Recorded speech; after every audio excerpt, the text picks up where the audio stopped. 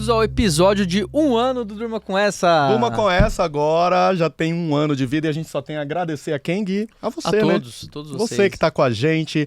Foi um ano sensacional, a gente recebeu gente tão especial aqui e um agradecimento especial a todos que vieram trazer sua mensagem aqui, né, Gui? Exato, e nesse episódio aqui a gente vai trazer para vocês, então, alguns dos melhores momentos. Não conseguimos trazer todos, né, Jorge? Exato, mas ó, você aí participou com a gente, mas não apareceu? Não, é porque a gente só tá selecionando que não dá 1 hora pra colocar todo mundo, né? Infelizmente. Mas, gente, a gente quer muito agradecer o apoio de vocês e dizer que nós estamos muito felizes com esse projeto e que nós estamos trazendo aí o conceito de informação segura sobre sono, né? O universo do sono, como sobre você bem fala, né, Gui? Exato.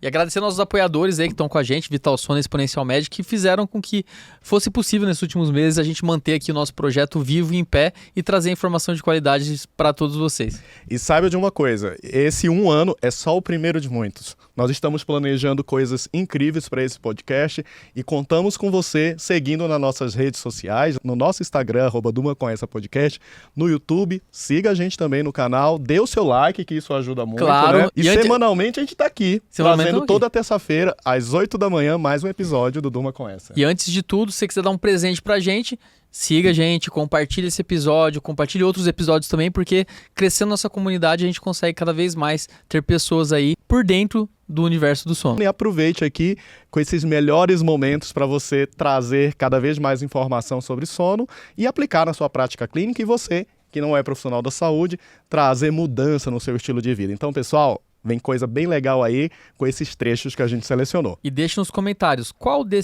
trecho foi o melhor para você e qual faltou aparecer aqui nesse episódio. O que mais impactou você no Durma Com Essa podcast nesse primeiro ano? É isso aí, pessoal. Bom, gente, então assim, a gente sabe que vocês são grandes pesquisadores do sono, né? E a gente tá falando aí que sono ele tem relação com tudo, né? Relação com todos os aspectos da nossa vida, nutrição, exercício físico. E a gente sabe que o sono é uma espécie de construção que a gente faz desde quando a gente levanta até quando a gente deita novamente, né? Aí eu queria saber de vocês como que, por exemplo, a nutrição ou uma alimentação saudável e o exercício físico, Sara, podem influenciar no sono. Então, Rafael, o que você pode falar sobre isso pra gente? Show, perfeito. E Jorge, uma coisa que a gente vê nos diversos livros, inclusive o Matthew Walker fala muito sobre isso, que não tem como, né, separar a nutrição do sono ou a nutrição do exercício, o exercício do sono e etc. São pilares fundamentais quando a gente pensa em saúde, em bem-estar, em longevidade, enfim, tudo que a gente almeja para uma vida melhor. E quando a gente traz o sono, a relação de sono e nutrição, tem uma relação bidirecional, né, que tanto o sono influencia na nutrição, mas a nutrição influencia no sono.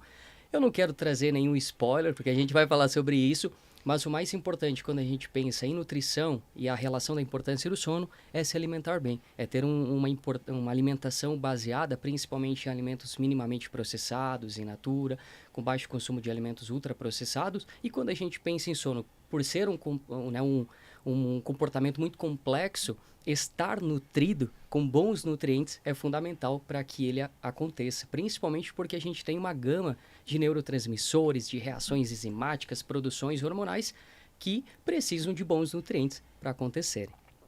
Olha que interessante, né? Então, assim, a gente quando pensa na saúde, né, a gente já está enxergando aí que esse tripé funciona muito bem, tem que funcionar junto, né? Exatamente. Uma alimentação saudável, o sono saudável e, Sara, e o exercício, né? Com certeza. Existe até uma máxima que diz comer, treinar, dormir e repetir. Ou seja, né, a gente precisa se alimentar, a gente precisa fazer exercício físico, a gente precisa dormir. Isso precisa ser feito aí ao longo da vida, de uma forma crônica, regular. Reiterando o que o Rafael disse, é impossível separar o exercício físico do sono, da nutrição. Então, são 3 pilares importantíssimos, né? Não tem como a gente focar somente no exercício físico, né? Porque, de fato, a gente não vai alcançar bons resultados. O mesmo vale para o sono, o mesmo vale para a nutrição, né? Assim como o sono se relaciona bidirecionalmente com a nutrição, o sono, de fato, ele se relaciona de forma bidirecional com quase tudo, com quase todos os sistemas e funções, né? Então, o sono afeta o sistema cardiovascular afeta o sono. Então, o mesmo vale para o exercício físico, né? A gente sabe que o exercício físico bem prescrito, periodizado, realizado no momento adequado, conforme também a individualidade de cada um, ele vai afetar tanto diretamente o sono, então sua arquitetura, sua quantidade, assim como indiretamente. Então a gente sabe que o exercício físico ele é uma ferramenta não farmacológica, capaz de atuar em diferentes sistemas e que indiretamente vai melhorar o sono. Então, o exercício físico é um importante ansiolítico, por exemplo. Isso facilita o sono. Ele é um importante sincronizador dos nossos ritmos circadianos, assim como a alimentação também. Então, é uma interação, uma relação estritamente intensa e significativa, e não tem como a gente focar somente em um desses pilares. A gente precisa ter um olhar integral quando a gente fala de sono. Essa questão do bruxismo, né, ela envolve sintomas que às vezes são muito diversos, né, e nem sempre o indivíduo ele vai relacionar. Uma questão é a própria cefaleia, né, que pode vir. E que às vezes cefaleia matinal. Exato. Aí eu tenho sinusite, eu tenho enxaqueca, né? Como é a característica dessa cefaleia, essa dor de cabeça que está relacionada ao bruxismo? Lembrando que o cara que tem à noite, né? Ele ficou ali, sei lá, 7 horas, 8 horas tendo eventos, né? Exato. Você sabe, Jorge, que apesar de durante o sono, se a gente pegar só os episódios de contato dentário mesmo, acaba não sendo muito. Mas é uma intensidade muito grande. Então é comum, por exemplo, para o paciente que tem uma prevalência do bruxismo do sono, ele acorda de manhã e ele sente a face cansada, então a musculatura está dolorida, não só masseter, mas temporal também. Ele pode acordar com edentação na mucosa bucal, no bordo da língua. Então esse paciente, ele acorda, sem falar dos microdespertares que estão associados, né? Então é um sono não reparador. E isso pode prejudicar também o sono do parceiro. Que escuta, meu filho tem 6 anos e tem bruxismo. Então, desde essa fase, ele já usa uma placa que a gente tem que ir ajustando, porque ele está em crescimento, para proteger os dentes dele. É um bruxismo, é terrível você ver. Então, às vezes ele começou desde os 4 anos com bruxismo. Então, às vezes eu estava vendo ele fazer bruxismo, eu apertava e ele com uma força tremenda ali, arranjando os dentes. Se você pega a placa dele, você percebe que ela está toda arranhada com a marca dos dentes. A gente sabe que existem alguns fatores, né, que desencadeiam o bruxismo. A questão emocional é uma delas, né? Sim. O próprio distúrbio respiratório pode ser também. Quais são outras possíveis causas e se relaciona ao caso do seu filho alguma possível causa ou você acha que é idiopática? Então, a princípio a gente tem o bruxismo primário, que seria o bruxismo idiopático, muitas vezes ligado mais à questão psicossocial. Então isso vai muito para o perfil psicossocial, por exemplo, uma pessoa que ela é mais estressada, que ela é mais ansiosa, que ela tem um perfil competitivo maior. Isso é mais característico desse tipo de pessoa. Lembrando que isso pode oscilar também ao longo das fases que a gente vai passando na nossa vida. E existem os bruxismos secundários, que a gente fala que estão associados a um fator primário. Por exemplo, o distúrbio respiratório do sono, a refluxo gastroesofágico noturno, pacientes com TDAH, secundários ou associados a medicamentos, por exemplo, os inibidores seletivos da recaptação da serotonina, isso é bastante comum. Pacientes que fazem uso de estimulantes, como por exemplo alguns medicamentos que são estimulantes, são usados para pacientes que têm uma sonolência idiopática para ajudá-los, então isso pode prejudicar a questão do bruxismo. O café, o álcool, Parkinson. Então ele pode estar associado a essas outras, a esses outros fatores também. E daí a gente esbarra também com um problema público, né? Como é que um paciente vai se sentir acolhido assim, por exemplo, num SUS, onde tem uma demanda gigantesca e muitas vezes não é um hospital-escola, onde você consegue ter uma atenção primária mais adequada ali e acaba sendo às vezes subdiagnosticado. Sim. Ou já sai de lá às vezes com uma medicação. Então, entrando já nesse ponto, quando que você acha que entra essa questão do tratamento medicamentoso? Quando dá para você esperar? Como que funciona? Sim. Bom, de novo, o viés do consultório do especialista. As pessoas já chegam medicadas, né? Então, esse é o grande desafio.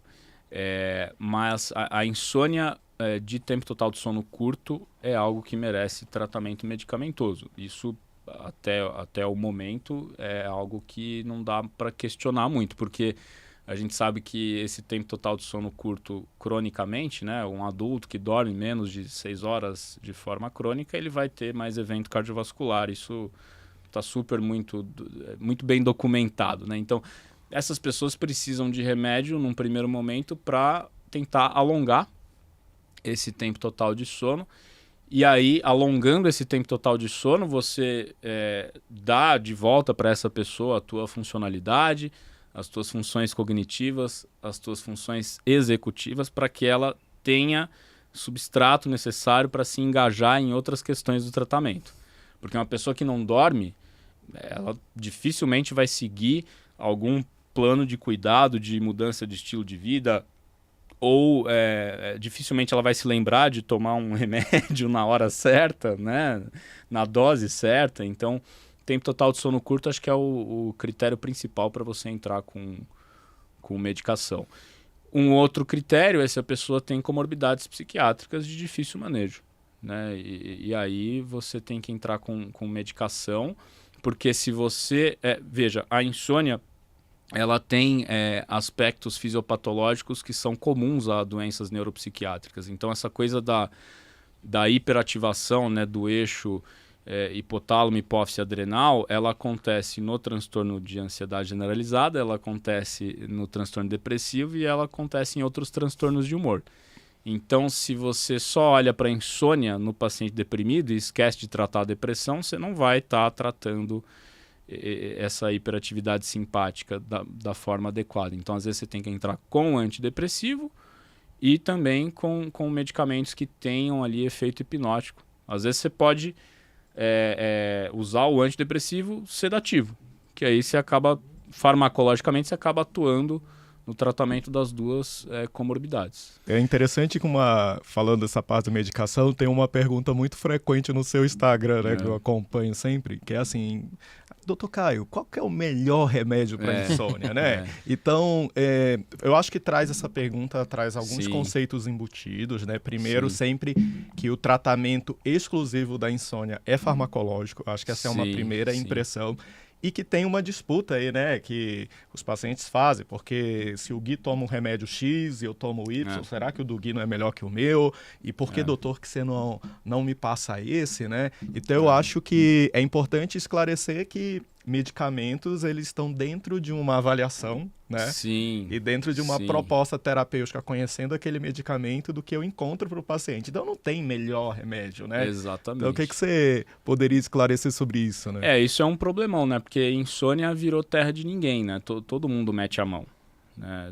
Da mesma forma que, sei lá, tem muitas coisas da otorrinolaringologia que todo mundo mete a mão. Exato. então isso chega lá com as gotinhas nasais, né? Então isso é complicado por conta disso. Mas veja, não existe. O melhor medicamento é aquele que funciona para o tipo específico do fenótipo da insônia. Ou seja, se a pessoa tem um predomínio de queixa de insônia inicial, o Zolpidem, teoricamente, é a melhor opção, porque ele age rápido e acaba rápido, né?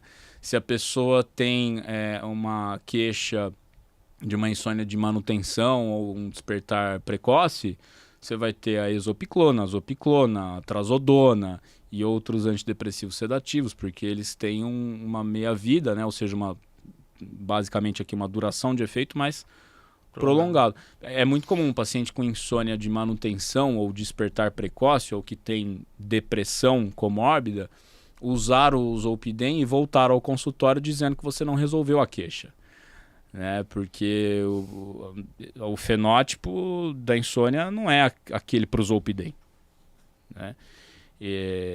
Então, assim, pacientes, ao contrário de pacientes com ansiedade, que normalmente tem um predomínio de queixa de insônia inicial, né? E aí você vai usar um Zolpidem ou até mesmo um benzodiazepínico para aliviar a ansiedade e insônia inicial, né? Então, o remédio que funciona é aquele que a sua prescrição é baseado numa avaliação clínica minuciosa que vai levar em conta os fenótipos, né, da insônia. Você leva em consideração também alguns parâmetros polissonográficos para estimar a gravidade e chance de sucesso cirúrgico? E como que você olha assim, a polissonografia pensando no direcionamento do tratamento para o paciente? Então assim, se a gente olhar só o índice de apneia, a gente vai errar, né? Então a gente hoje em dia olha se tem mais apneia do que hipopneia. Então quem tem mais apneia é um quadro mais grave do que quem só tem hipopneia. A gente vê os microdespertares aumentados, que falam muito a favor desse perfil que fragmenta muito o sono, que desperta uma alta despertabilidade. A gente tem o oxigênio, que esse não tem como a gente não olhar com muito carinho. A carga hipóxia. Então, será que ele só tem a hipóxia intermitente, que é a típica da apneia, ou ele tem uma carga hipóxia mais sustentada, será que eu estou pensando numa hipoventilação? Será que é um paciente que tem um DPOC? Então, tudo isso precisa passar, sim, quando a gente vai indicar uma cirurgia. Até essa parte pulmonar, o quanto que ele aguenta, como que está esse pulmão? Então, na polissono, dá para você ter uma ideia. Será que ele tem uma arritmia associada? Eu preciso ter um cardiologista aqui comigo. Então, eu preciso ter um pneumologista. Então, quando a gente fala de cirurgia, a avaliação pré-operatória é muito importante, a intraoperatória e a pós-operatória. Então, quando eu estou falando de avaliação pré-operatória, que eu estou ali começando a conversar com o meu paciente sobre cirurgia, ele precisa entender. Por exemplo, ele precisa entender se ele é um tabagista, ele pode estar tendo repercussão também nessa parte de oxigenação e que ele vai ter uma pior cicatrização, vai ter mais dor. Eu vejo os pacientes tabagistas tendo mais dor nas faringoplastias, né? Então, assim, a gente precisa enxergar o paciente como um todo, mas de outros parâmetros da polissonografia, eu acho que é isso, a quantidade de oxigênio, que ele fica abaixo de 90, se ele desperta muito, se ele atinge as fases do sono, se ele é um paciente que tem outros distúrbios do sono associados, né? Então, porque a cirurgia vai resolver a apneia, não vai resolver uma perna inquieta, né? Não, até pode, quem sabe, melhorando a oxigenação, melhora também, mas o paciente ele tem que estar muito ajustado ao que você vai conseguir resolver ele para ele, né? Então, você vai melhorar a respiração, vai melhorar a qualidade de vida, vai aprofundar mais no sono. Vamos tentar fazer de tudo para a gente reduzir o ronco e a apneia, de acordo com o que você tem de alteração aí da anatomia. E mais ainda, eu gosto hoje em dia, né? Hoje em dia também não tem como a gente não associar a medicina do estilo de vida. Fantástico. Tá? Tem que pensar nisso e a gente precisa conversar com o paciente sobre essa questão do estilo de vida que ele vai levar. Porque, assim, hoje a gente vê que é muito, vou fazer reeducação alimentar. Mas aí eu puxo meu paciente e falo assim, você vai fazer reeducação do seu sono. Né? E a reeducação do seu sono são vários pilares. Né? E o sono, ele é um dos pilares do medicina do estilo de vida. Mas o controle de peso é importantíssimo. Se eu não cuidar desse controle do peso junto com o meu paciente, ele vai fazer uma cirurgia, ele pode ganhar peso, ele não está importando com o peso dele, ele acha que só fazer uma cirurgia tudo se resolveu. Não, está errado. A gente precisa já fazer esse cuidado com esse paciente lá na nossa consulta. Fala assim, a gente vai ser submetido a uma cirurgia, mas aqui, e esse peso, como que a gente vai tratar? Tá? A alimentação, como que a gente vai tratar? Esse gerenciamento de estresse com aumento de cortisol, podendo diminuir a imunidade. O cortisol alto pode piorar a minha cicatrização. O cigarro, né? A medicina do estilo de vida também fala de álcool e cigarro. Então, o álcool relaxa a via aérea. O cigarro inflama a via aérea, piora a cicatrização. Então, tudo isso a gente tem que olhar com o paciente como um todo. Então, a gente fala muito bem de higiene do sono, nós como os médicos do sono, a gente sabe falar sobre o sono, mas a gente precisa ver esses outros pilares. Porque se a gente não falar disso, o paciente ele vai achando que é só a cirurgia que vai resolver e pronto. Operei, no dia seguinte estou ótimo, estou parando de roncar, como se fosse um passe de mágica. Eu acho que suplementação, quando a gente entende mesmo, a própria palavra, né, Silvio? Tipo, a gente vai suplementar algo que o paciente esteja precisando. Então, boa parte da população saudável, não vai precisar de nenhum suplemento. Né? Desde que tenha um plano dietético aí ajustado, seja um paciente que consiga pegar todos os seus nutrientes aí através da alimentação, esse paciente não precisa de nenhum suplemento. Quando a gente parte para um paciente já que tem alguma demanda metabólica maior. Então, quando eu tenho um paciente oncológico, quando eu tenho um paciente maratonista, quando eu tenho um paciente necessitando de uma reabilitação depois de um tempo na UTI, esse paciente perdeu muito peso, esses pacientes muito provavelmente vão precisar de suplementação.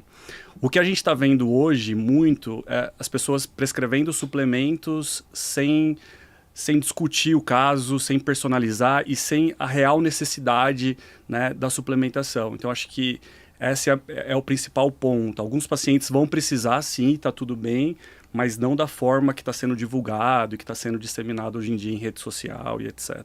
Então não é para todo mundo, né, Silvio? Uma coisa que eu acho que a gente tem que lembrar, e até que eu coloco na minha cabeça, quando eu faço um prontuário, ou quando eu converso com o paciente, o suplemento ele entra na mesma lista que o medicamento. Eu acho que eu interpreto a suplementação de forma muito parecida com o medicamento. Obviamente que a gente tem uma conotação de que o medicamento se usa para doente e que o suplemento se usa para gente saudável. Então, muitas vezes, os próprios pacientes não querem utilizar o medicamento, mas querem usar um suplemento pelo mesmo motivo, né? Por essa nomenclatura. E justamente por essa nomenclatura, a gente tem um apelo comercial muito grande. E por causa desse apelo comercial que tem crescido em diversos cenários, muita gente acaba querendo utilizar isso, como se isso fosse um enhancer de saúde, uma coisa para aumentar a sua saúde. Muitas vezes não é. O Pedro deixou muito bem claro. Eu acho que a suplementação ela é muito bem-vinda em diversos cenários, mas o que a gente tem visto é uma super suplementação em outros cenários que, em algumas situações, podem gerar até prejuízo para o paciente. A gente já vê gente suplementando coisa errada, tendo informação errada. Um exemplo simples. Se você suplementa a vitamina B errado e você não orienta seu paciente com isso, ele pode ter uma alteração do exame de TSH e acabar recebendo um tratamento para tireoide de forma inadequada. E se isso não estiver bem orientado para todo mundo. E tanto o médico quanto o paciente, tudo isso estiver dentro desse cenário. Mas, ao mesmo tempo, a gente tem suplementos com evidência de benefício para diversos cenários. Então, a gente não pode ser também falar, pô, o suplemento não serve para nada, isso aqui, pelo amor de Deus. A gente tem evidência de coisas muito interessantes para utilização, tanto na prática clínica, quanto na performance esportiva, quanto para a qualidade de vida, a depender da pessoa que a gente está vendo na nossa frente, né? Então, essa individualização que o Pedro traz aqui, eu acho que esse é o tchan da coisa, né? É você falar isso. Só que hoje o suplemento tem aquela questão que você não precisa de uma receita, você compra de qualquer lugar, existe um suplemento para cada queixa, né? Porque tu tem muito isso na internet. Então, eu acho que é uma coisa que a gente tem que acabar correndo atrás. Eu acho que, só complementando o que o Silvio falou, além do fato de que muitas vezes as pessoas acreditam que suplemento, que não tem nenhum risco, a gente tem dados em pacientes oncológicos mostrando que, dependendo da suplementação, e suplementação alta, você pode inibir o tratamento, você pode ir contra o tratamento, contra a quimioterapia, a radioterapia. 70% dos pacientes oncológicos usam algum tipo de suplemento e não avisam o seu oncologista, e isso pode ter influência no tratamento, inclusive influência na sobrevida desses pacientes. Então, acho que sim, uso bastante suplemento quando bem indicado em pacientes oncológicos, mas a gente tem que tomar esse cuidado com os excessos, uma suplementação aí inapropriada. Interação medicamentosa é muito importante, né? A gente vê, e muitas vezes a interação não foi estudada. A gente vai descobrir 5, 10 anos depois. Esse é um tema que a gente tem que sempre levar em consideração. Às vezes você tem um paciente que está em polifarmácia, você colocar mais coisa ainda para ele, você tem que parar a pensar, pô, será que toda essa combinação existe alguma evidência de benefício? Então a gente tem que acabar sentando e interpretando com muito carinho o que a gente está vendo aqui. Eu já tive paciente chegando para mim, paciente oncológico, usando 28 cápsulas de vitaminas, minerais, fitoterápicos, sem a gente entender muito essa interação, né? A interação medicamentosa com o tratamento vigente que de fato melhora a sobrevida desse paciente. Quando na verdade a gente tinha que cuidar da composição corporal desse paciente, otimizar a oferta de proteína, ajustar os micronutrientes, mas de forma muito personalizada. E muitas vezes questões de custo, né? O Exato. Custo é muito importante. Às vezes você vê paciente usando, pô, eu vou usar essa forma para emagrecimento, ele está gastando R$ 1.500 por mês, sendo que ele consegue gastar menos com terapêuticas com evidência de benefício para redução de peso. Exato. Então, você fala assim, será que precisa? Então, isso tem que estar no papo. Eu acho que o médico hoje, suplementação tem que estar no papo do médico. Se a gente falar assim, isso não serve para nada, você está errado. Se você falar assim, eu vou usar tudo para todo mundo, você está errado. Os extremos, né? E aquele indivíduo que não sonha? Ótimo. Tem gente que chega e fala assim, eu nunca sonhei, não sei o que é sonhar. Ele pode não sonhar mesmo ou simplesmente ele não se lembra dos sonhos? E eles colocam isso como se fosse padrão de qualidade de sono, né? Doutor, eu não sonho. Traz uma preocupação, né? Acho que é uma pergunta super comum. A doutora Lígia me falou uma vez, me marcou muito, ela é neurofisiologista. Os sonhos, mas Laura, os sonhos foram feitos para a gente esquecer. Nossa, é verdade. O sonho é feito pra gente esquecer, porque é um processo, o processo onírico, que é esse da gente armazenar a memória de hoje em função da memória que eu já tenho, se ele funcionou bem, você não precisa lembrar. Justamente, então se a gente lembra, tem um motivo. E que eu acho que é interessantíssimo, é muito analítico isso, assim, também, né? Então, tipo, o sonho foi feito pra gente esquecer. Então, se você lembra, tem um motivo. Então, eu tenho que tranquilizar as pessoas. Não é normal não lembrar do sonho. Precisa de tempo também para lembrar do sonho. Quando a gente dorme um pouco mais, fica rolando lá na cama, não dorme, acorda, dá tempo de você pensar, lembrar. Então, ter tempo é a primeira coisa, né? Dormir com pressa, acordar com despertador rápido. É uma memória... A vida começou difícil lembrar. É uma memória muito evanescente, assim, né? Mas tem gente que mesmo assim, sonha e os sonhos insistem. Então, o sonho foi feito pra gente esquecer. Então, se a gente lembra, tem um motivo. Então, se você não tá sonhando, não se preocupe. Agora, se você tá com insônia, é diferente. Porque daí a insônia, sob vários aspectos, tem casos muito marcantes. Assim, na minha experiência clínica, que a pessoa não consegue dormir e você vê. A insônia de despertar precoce, principalmente. Não consegue sonhar, não pode sonhar, mas isso se traduz na vida. A pessoa não pode sonhar com nada, não, eu sou obrigada, eu vou esperar, vou me aposentar nesse trabalho, porque eu já sei que eu não vou ter outra oportunidade. Mas por quê? Porque é uma mudança muito radical na vida, mudar de profissão, mudar de carreira. Não, é melhor, mas falta 20 anos para você se aposentar, então a pessoa não pode sonhar nem na vida, quanto é que mais dormindo. Aí não dorme. Né? Então, tipo, você vai dormir com esses problemas, assim. E é engraçado, eu sou mais matutino, né? E eu lembro que na época da minha qualificação de doutorado, então, em vez de eu acordar às 6 da manhã, que era o meu habitual, 6h30, eu passei a acordar às 4 horas da manhã. Então, e sempre era, assim, eu acho que nos 2 meses prévios a essa qualificação, era um sonho muito recorrente, que era o seguinte: eu derrubava café no meu blazer, que eu estava saindo, eu esquecia o meu notebook que eu precisava levar para a apresentação, ou eu ligava o carro e o carro não funcionava na minha saída. E isso provocava, eu acordava exatamente no momento desses sonhos, tanto que eu lembro deles com muita clareza. E era isso, pelo menos umas 3 vezes na semana, já estava cogitando, digo, meu Deus, eu preciso dormir, que eu preciso estar bem para uma defesa, né? E a coisa acontecia isso. Então, eu acho que é bem dentro disso que você está falando, né? Que os sonhos, eles vêm aí dentro de um contexto que a vida também estava me apresentando naquele momento, né? Tanto que a primeira coisa que eu fiz depois da qualificação foi dormir, eu não tive mais nenhum sonho nesse sentido. Eu falo sempre isso, a pessoa que está sonhando é a mesma pessoa que está acordada durante o dia. Então, o que você está vivendo de dia é o que você vai viver à noite, assim, não tem atividade intelectual, né? Você está ansioso, vai chegar, é quase saudável. Queria eu que acontecesse isso comigo, porque eu tenho um mecanismo contrário. Se eu estou na véspera de uma coisa assim, eu durmo e não acordo. Eu desligo o despertador e não lembro perco a hora para não ter que viver o que tá me causando ansiedade. Prefere uma fuga, né? É uma fuga daquela situação. São mecanismos diferentes, assim, né? Bom, depende da situação, né? Exato. Isso comigo no meu mestrado. Pra gente começar, a gente já vai logo entendendo melhor o que é a obesidade, porque ela é um problema de saúde pública, né? Hoje todo mundo aí tá falando sobre isso e tem um apelo, né, nas mídias sobre a obesidade. Então eu queria saber de vocês por que a gente está vivendo esse cenário com muita gente obesa, isso não só no Brasil como no mundo, e quais os fatores que contribuem para isso acontecer. Bem, eu trouxe até alguns dados aqui para a gente, principalmente de Brasil, tá? Então, pelo último Vigitel de 2019, a gente viu que a população com sobrepeso ou obesidade, o que seria a população com IMC maior ou igual que 25 no Brasil, está de em torno de 55,4%. Então, mais da metade dos brasileiros estão convivendo aí ou com sobrepeso ou com obesidade.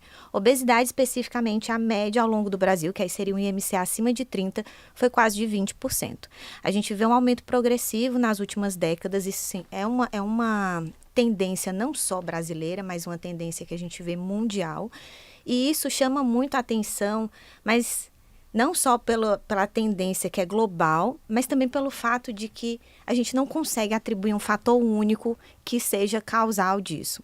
Então, tem várias coisas que são relacionadas, quer seja questões psicológicas por maior estresse, qualidade de sono, o padrão dietético também, então maior consumo de gorduras, mais consumo de carboidrato. Tem questões socioeconômicas, a gente sabe que, em geral, proteínas têm um custo-benefício menos acessível de uma maneira global para as pessoas.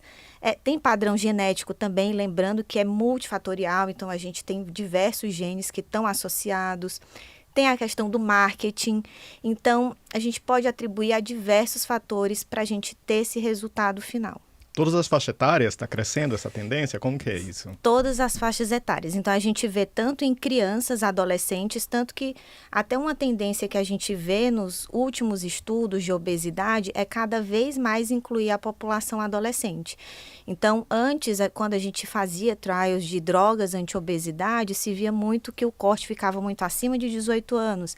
E, classicamente, ainda é.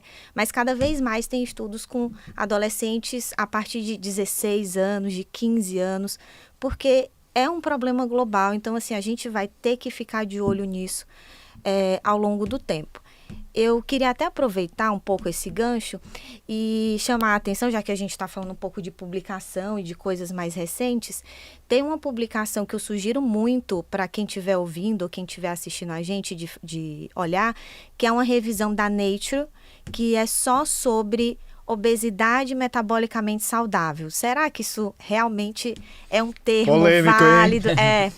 E eu sugiro muito essa leitura, porque está uma revisão super didática, mostra até historicamente quais seriam os conceitos, mas basicamente, e é por isso que eu estou trazendo essa sugestão de leitura aqui, é que quando a gente fala muito de obesidade, e aí eu vou voltar até uns passos na nossa conversa, a gente sempre vai usar o conceito de IMC, o Índice de Massa Corpórea. Tá? Classicamente nos trials, tudo a gente vai usar isso por uma questão de aplicabilidade, é mais simples, enfim. Essa vai ser a grande questão. Mas, nesse estudo da Nature, o que a gente questiona é por que algumas pessoas com IMC maior que 30 são metabolicamente saudáveis e outras não. O que será que diferencia? E, basicamente, o que ele vai sugerir que é o padrão de distribuição de gordura. Então, basicamente, quem tem mais gordura visceral seriam as pessoas que têm mais repercussão metabólica. Então, até quando a gente bota todo mundo num grande saco de obesidade, como IMC maior ou igual que 30, na verdade, a gente está tratando de uma população muito heterogênea. E lembrar sempre que obesidade, né, gente, é uma doença crônica, que eu acho que até entre nós, profissionais de saúde, ainda tem uma certa resistência com esse conceito de que, sim, a obesidade é uma doença crônica e que quando a gente fala de doença crônica, a gente vai pensar em algum manejo que também seja contínuo, né? Então, eu acho que traz muita polêmica, muitos desafios e é uma doença crônica da qual, assim, a gente vem tendo muitos conhecimentos nos últimos 10 anos, assim, cresceu absurdamente. Aquela pessoa que tem um componente mais controlador, né? Eu gosto de ter a minha rotina, dificuldade às vezes de lidar com coisas novas, e eles têm essa dificuldade de se entregar para o sono, né? Querem ter o controle. Olha, não, porque eu tenho que dormir tal hora e a gente não dorme na hora que a gente quer, a gente dorme na hora que é para dormir, né? Que é uma função fisiológica como qualquer outra. E a gente vê nesse perfil de paciente que essa entrega ela é bastante difícil. Porque é se entregar para o desconhecido. Né? Eu perco o controle de tudo que está me envolvendo. Exato. Eu costumo fazer duas analogias. Uma, que o sono é que nem um gato. Cachorro você chama, ele vem. O gato, você chama, ele pode vir ou pode não vir. Você tem que criar as condições para o gato chegar. E o sono é a mesma coisa. Você tem que estar tranquilo, porque é uma entrega, como você falou. Não é uma coisa que você controla. Você tem que perder o controle. Dormir. Você tem que perder o controle para dormir. Então, você tem que estar tranquilo. E a gente faz isso naturalmente. As crianças, às vezes, têm essa dificuldade. Então, o que eles fazem? Eles pegam um animalzinho de transição, um bichinho, porque é uma transição de um mundo com o outro, né? Você fala assim, eu tenho esse diálogo, essa transição. Mas, no fundo, quando você pega no sono, você pá! E não é que você perde a consciência, porque se te chamarem, você tem uma chance de acordar. Mas se te chamarem pelo nome, a tua chance de acordar é maior. Alguma coisa está sendo processada ali. Se você tiver uma dor no ombro, você vai acordar e virar um pouquinho de lado. Então você tem o que o professor Sérgio Tufik fala, que é uma troca de consciência. Então a gente tem a consciência da vigília, que é óbvio, que é essa consciência que a gente está aqui falando, conversando, ouvindo, discutindo.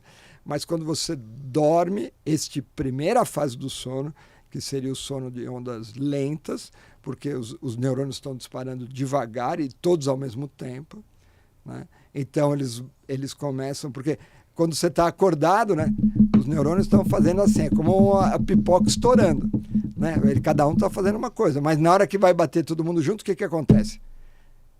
Sincroniza. Ele sincroniza, as ondas vão ficando lentas, mas esses neurônios não estão fazendo atividades específicas. E recentemente, né, se descobriu, né, que vocês conhecem bem, eles estavam estudando o sistema linfático, que equivale ao sistema linfático. A gente tem o edema, o sistema linfático, que no sistema nervoso central não existe uma anatomia própria disso. Mas existe uma drenagem em torno dos vasos sanguíneos, que é super importante. Eles estavam estudando isso em rato e, de repente, multiplicava por 20 a drenagem. E eles não entenderam o que era, acabaram publicando uma revista super importante na Science, que era o sono profundo do rato. Quando ele entra em sono profundo, ele drena, ele faz uma limpeza, porque os neurônios têm que bater mais devagar para parar de produzir radicais livres, beta-amiloide, que é importante para Alzheimer. Então, esse sono profundo está explicado. É o preço que a gente paga, a gente está realmente suscetível aos animais e tudo mais, mas é o preço que a gente paga para se regenerar, porque os neurônios não aguentam. Os neurônios não aguentam. Simplesmente você morre se não dormir. Então é um olhar a curto prazo. A gente pode pensar assim, bom, na evolução o cara lá estava sujeito, vulnerável a um predador, mas a longo prazo foi o que nos garantiu a sobrevivência de ter esse. Não, mas é pior rede. do que isso. Você não sobrevive a curto prazo. Você não sobrevive a curto prazo. Eu vou dar um exemplo. Outro dia, faz alguns anos, eu vi no jornal uma coisa super estranha e eu fiquei muito impressionado com isso. Em Manaus, eles tinham um condomínio e tinha um monte de periquito. E eles ficavam, assim, ninguém aguentava mais os periquitos, faziam uma arruaça lá no começo da manhã, todo mundo querendo dormir e tal. E aí alguém teve uma ideia absolutamente brilhante.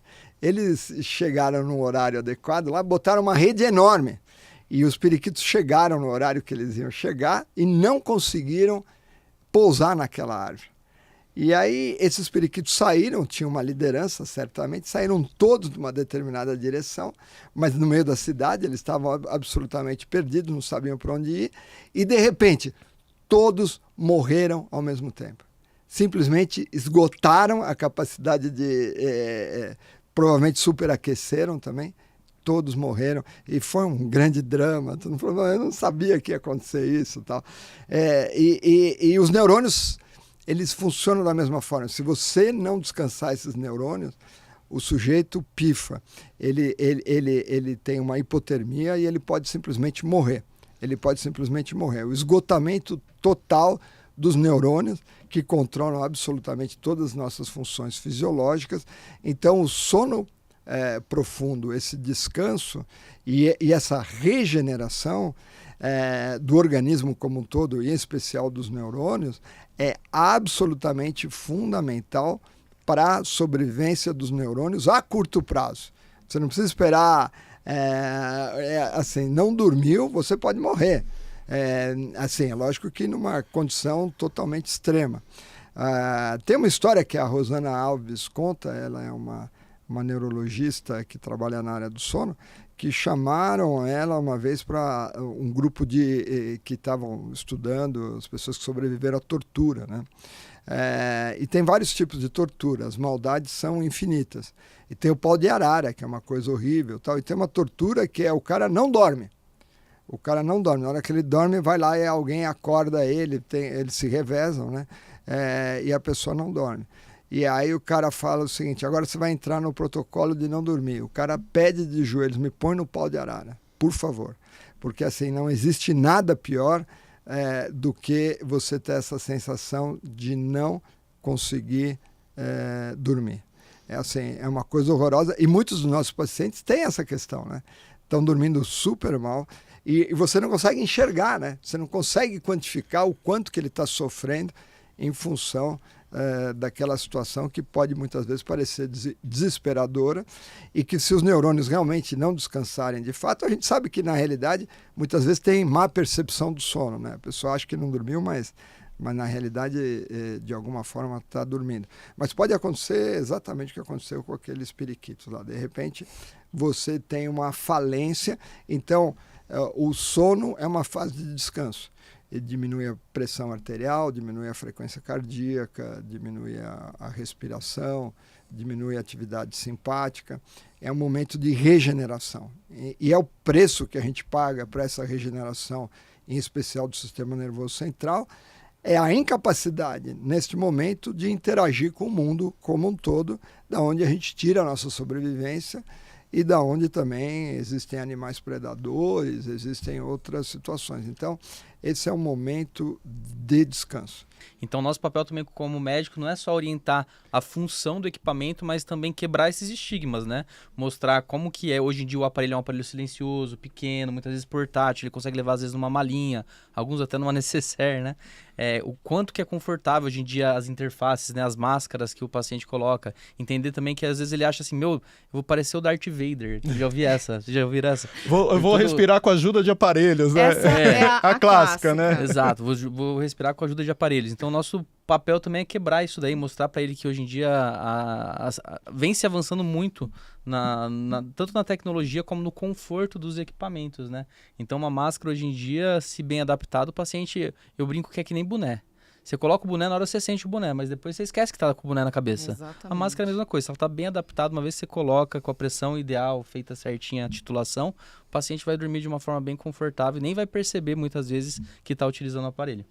E a gente vê muitos mitos, né? Eu acho que esse que é o principal problema, né? Então, doutor, mas faz muito barulho, eu vou acordar a minha esposa a usar, sufoca, vicia, o que é isso? Então, como que você trabalha na sua prática clínica, que você teve muita experiência aí em, na verdade, orientar, né? E desmistificar todas essas questões do CPAP, porque eu acho que quando a informação chega errado, o paciente tem uma tendência a não querer aderir ao tratamento, né? Eu acho que tem um ponto muito importante que, para você orientar o paciente, você tem que dividir a sua consulta em vários momentos importantes. E o primeiro é conscientizar, é desmistificar e é simplificar como é que é o funcionamento. Um paciente que entende o porquê ele está tratando e como funciona o tratamento, é o paciente que vai aderir, que vai topar muito mais. O paciente que não entende nada, é o que os mitos vão surgir, fora os mitos que já vêm a hora que ele senta ali na sua cadeira. Então, é pacientemente explicar. Os CPAPs hoje, um CPAP tecnológico, ele tem menos de 26 decibéis. Então, o paciente não escuta à noite, muito menos a pessoa que dorme ao lado. É mostrar para esse paciente que não é só a saúde do sono dele que está prejudicada, é da pessoa que dorme ao lado também. Eu brinco que quando a gente tem um paciente de sono, ele é casado ou tem alguém que dorme do lado, você tem 2 pacientes. E você vai tratar o sono dessa pessoa indiretamente também. E essa pessoa é seu melhor aliado ali na adesão do paciente, né? A questão de o mito sobre o CPAP vicia, isso é clássico, né? Não, mas agora eu vou ter que usar isso pro resto da vida? Aí a resposta que você brinca primeiro depende. Se você quiser dormir bem, até surgir algum outro tratamento que seja considerado padrão ouro, vai. Mas ele não vicia, porque ele não é, primeiro, a cura de nada, ele é um tratamento. Se você deixar de usar no dia seguinte, você vai voltar a ter apneia, você vai voltar a ter pausas respiratórias durante o sono, né? Então, a gente pode associar o vicia, porque coisa boa vicia, coisa boa você acostuma. Então, passar a dormir bem é algo que você passa a querer ter sempre. Ter qualidade de vida, não ter sintomas que interferem no seu dia a dia. Então, depende da definição do que é vicia, né? Exato. Estar num estado com saúde e uma qualidade de vida alta, acho que todo mundo vicia. Seria um vício nisso. bom, né? Exatamente. E eu brinco com os pacientes assim, às vezes ele pergunta, vicia? Eu falo, espero que sim. Porque se viciar, quer dizer que você está viciado em dormir bem, Tá né? bem Então tá bem adaptado. adaptado. Então a gente quebra o estigma nesse sentido também. Não é um vício, uma dependência química, né? Não, Você vem exato. com um estigma muito importante. Assim, o vício é a dependência de você ter uma boa noite de sono. A partir do momento que você não dormir com o CPAP, você sentir no dia seguinte as consequências de não dormir com o CPAP. Então o paciente começa a se viciar de uma maneira positiva, vou dizer assim. Positiva, igual até o momento que ele começa a fazer atividade física, nunca fez na vida. O que ele vai sentir no primeiro momento? Dor no corpo todo, que aquilo não é pra ele, que deu tudo errado. De repente ele virou uma chave, virou um hábito pro corpo, ele começa a sentir os benefícios e os prazeres da atividade física. O dormir bem tem os mesmos prazeres e uma importância significativa aí na nossa vida, né? Eu acho que é um perigo muito grande, né? Já faz tempo que eu não digito no Google, mas sempre que eu dou aula eu coloco lá exercícios para ronco para a gente ver quantos resultados aparecem. São milhares, né? E a gente tem desde questões de algumas reportagens que foram gravadas em épocas de defesa de doutorado minha, da Kátia e da Fabi, até materiais que a gente fala de onde isso apareceu, né? E às vezes até materiais publicados pelo próprio fonoaudiólogo, que você fala assim, não pode ser tão simplificado, né? Porque o grande problema dessa simplificação é um paciente aparecer e dizer, olha, eu já fiz o exercício, não funciona. Aí você vai falar, mas que tipo de exercício que você fez? Às vezes ele nem chega no profissional fonoaudiólogo capacitado porque ele tem uma descrença em relação àquilo que ele viu na internet, que ele fez e que acabou não dando certo, né? Então, isso de questões mais gerais, instagramáveis, assim. Mas a gente tem os apps, né? E os apps, acho que o mais conhecido, a gente tem dois mais conhecidos, que acho que é o Snorgin, né? O Weigin. E um deles foi criado por um otorrino espanhol, Dr. Carlos O'Connor, que é um grande simpatizante da área da fonoaudiologia, da motricidade orofacial. E foi muito curioso, porque no último posicionamento que ele fez para a Sociedade Europeia Respiratória, European Respiratory Society, isso, ele escreveu que o aplicativo dele tem estudos randomizados, enfim, então é uma coisa muito séria, mas ele coloca, né? Então, os espanhóis, eles são bem categóricos. Muito categóricos, né? Assim, então, ele coloca assim, bom, se o paciente ele tem problema com a questão da força, ele vai fazer o aplicativo, os exercícios do aplicativo. Mas ele completa, ele fala, mas se ele tiver uma alteração com a função, ele vai passar com o fonoaudiólogo. Então, mesmo quem cria o aplicativo e leva a sério, já tem essa ideia de que não é só o exercício, né, que tem uma questão de uma função por trás disso. Se a gente fizer o raciocínio para outros grupos musculares do nosso corpo, a gente também vai ver que é da mesma forma. Né? Então, eu acho que, assim, muitas vezes a falta de conhecimento faz com que algumas coisas sejam publicadas. E aí, hoje não tem mais filtro, né? Então, assim, vai no tudo para Instagram, internet. qualquer coisa, qualquer pessoa põe qualquer coisa e pode viralizar ou não. Mas ainda acho que, assim, a falta de conhecimento faz com que a pessoa coloque aquilo de alguma forma, mas se ela for aprofundar o conhecimento dela, acabei de dar um exemplo de uma pessoa que é um baita conhecedor na área do sono, ela já coloca, olha, então se é um exercício, é isso, mas se você tem alteração da função, você tem que procurar um profissional que te auxilie nisso. Né? E aí que vai entrar o fonoaudiólogo e a motricidade orofacial. Pontua pra gente, assim, quais sintomas que mimetizam ali, então, quais sintomas de privação de sono que mimetizam um TDAH aí? Bom, isso acaba justificando também a dificuldade, às vezes, de discriminar um do outro, né? Quando esse paciente chega no consultório. Né? Bom, pelo próprio nome, né? O TDAH significa transtorno de déficit de atenção e hiperatividade, que é, a princípio, um transtorno de crianças, né? Um transtorno do neurodesenvolvimento, tá? Ou seja, ele se inicia na infância. Existem os casos em adultos também, né? Mas esses adultos com TDAH tinham TDAH quando eram crianças, né? E essas crianças se tornam adultos, por isso que existe TDAH em adulto, tá? Mas, basicamente, o TDAH é um transtorno da infância, né? Como privação, pelo próprio nome, pela própria sigla, né? Déficit de atenção, privação de sono, todo mundo já teve uma noite ruim, dormiu pouco, né? E no dia seguinte sentia uma dificuldade maior de se concentrar, sentia uma dificuldade maior de realizar coisas, de escrever, né? De fazer o trabalho, né? De focar, de se concentrar, que é uma coisa que acontece nos pacientes com TDAH também, né? Hiperatividade, voltando aqui para as crianças, né? Isso já foi comentado, inclusive, aqui, né? Em outros episódios, em sono infantil. Quando as crianças têm privação de sono ou dormem mal, né? Diferentemente dos adultos, que muitas vezes cursam com sonolência, com alguma atenuação do humor, né? As crianças ficam hiperativas, né? Elas ficam muito impulsivas, né? Ficam agitadas, né? E isso é um sinal de alarme, assim, em crianças, especificamente. Tá? E TDAH, como é um transtorno em crianças, né? E cursa com hiperatividade, né? Com essa agitação. Então, a criança que chega com agitação, ou a mãe ou o pai tem a queixa que o filho está agitado, óbvio que entra no diagnóstico diferencial, TDAH, mas a gente sempre tem que pensar primeiro também, né, na questão do sono. Né? A criança pode estar dormindo mal e estar provocando aquele sintoma, tanto de déficit de atenção como de hiperatividade, certo? Então, é de bom tom, né, fazer uma avaliação mais holística, uma avaliação mais completa, né? Buscando sempre o sono, que é uma coisa que a gente sempre bate nessa tecla, né? Sono tem que ser sempre avaliado em todas as consultas, né?